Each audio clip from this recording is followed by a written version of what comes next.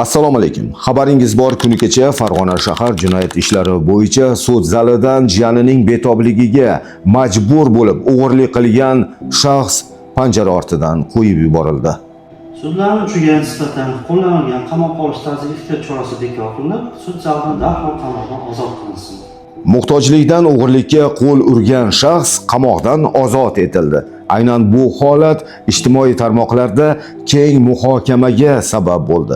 Kimdir jinoyatga jazo muqarrar desa, aksariyat obunachilarimiz sudyaga rahmat aytib, O'zbekistonda hali adolat borligini ta'kidlab o'tishdi. Quvonib ketdim, boshim ko'klarga yetdi.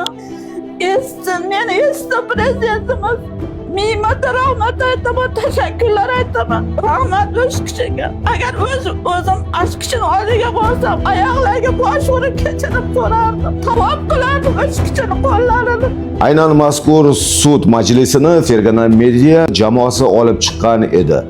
Farg'onalik jinoyat ishlari bo'yicha sudyaning adolatli qaroridan so'ng O'zbekiston Respublikasining barcha hududlaridagi sudyalar adolatli qaror chiqarib, ijtimoiy tarmoqlarda chellenjga ham aylanib ketdi.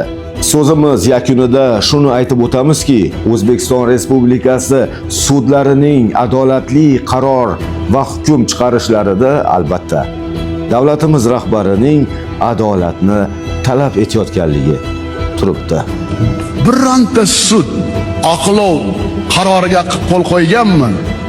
Nechta, qachon? Ming afsus bo'lsa bitta yo ikkita.